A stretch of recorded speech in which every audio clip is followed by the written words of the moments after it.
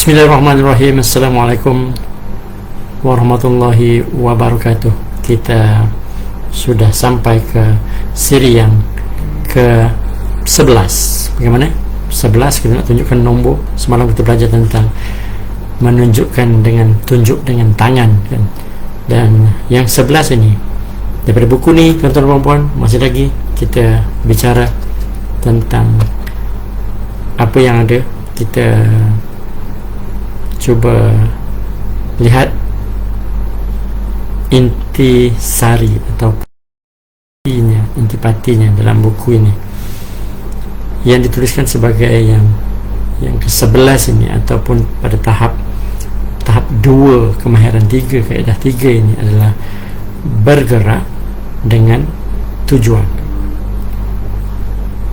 Kebanyakan kita lihat dalam ucapan, dalam training, dalam penganjuran berbagai aktiviti latihan dan sebagainya, penceramah juga bergerak ya. Penceramah bergerak kerana program ini ataupun ceramah ini adalah jangka waktu yang begitu panjang, 1 jam, 2 jam program ya.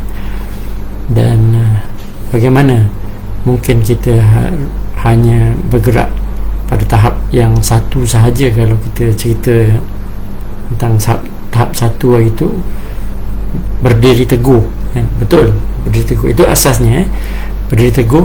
Jadi untuk yang kemahiran tahap 2 ini ataupun yang ke-11 ini adalah apabila kita perlu lakukan pergerakan-pergerakan yang ada tujuannya. Asasnya yang mula-mula berdiri teguh 1 minit, 2 minit permulaan ucapan, berdiri pada satu point, pada satu tempat untuk letakkan paksinya.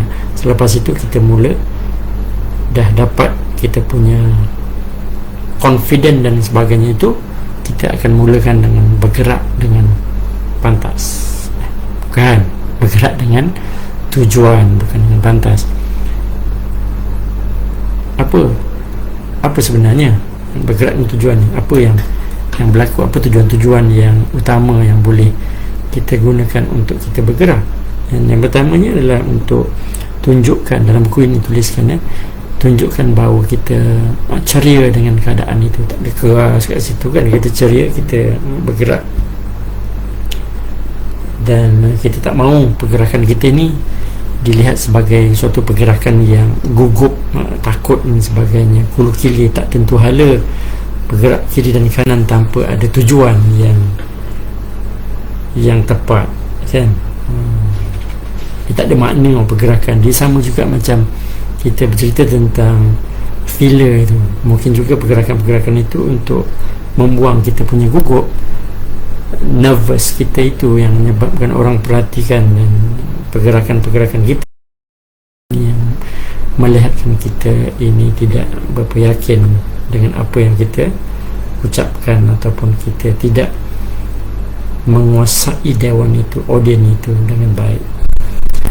Itu yang pertama, timbulkan rasa ceria. Yang kedua adalah untuk pendengar. Kalau pendengar ni ramai, kita perlu bergerak kepada pendengar. Katakanlah dia nak tanya soalan dan sebagainya, kita perlu mendengar beliau, orang yang bertanya soalan itu kan.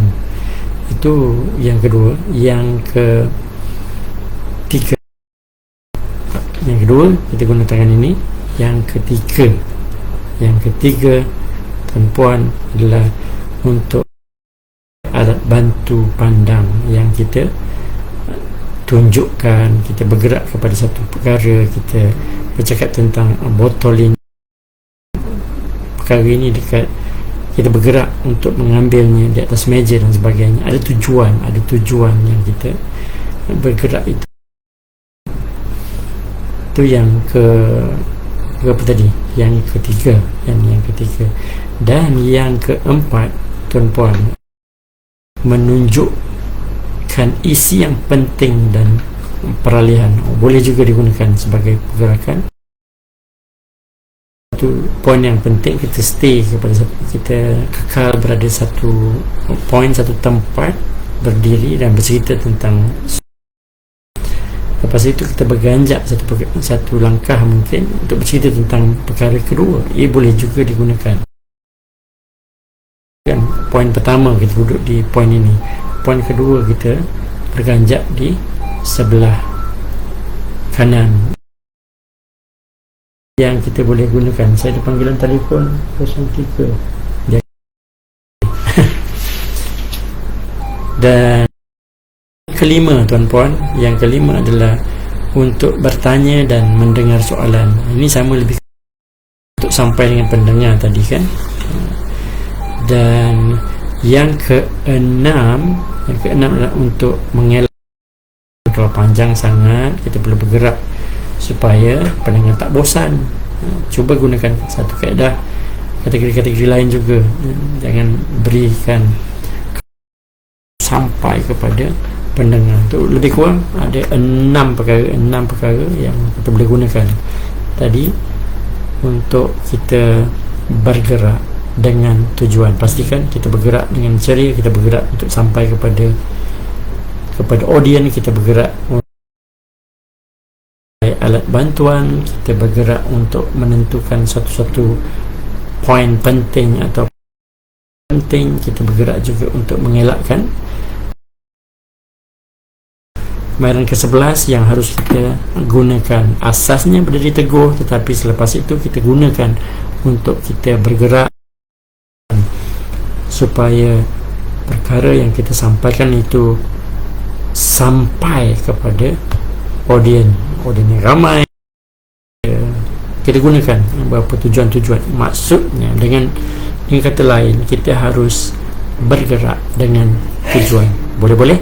InsyaAllah kita jumpa lagi dalam suasana yang lain pula, siri ke-12 insyaAllah. Assalamualaikum. Kongsikan dengan rakan-rakan yang lain. Assalamualaikum warahmatullahi wabarakatuh.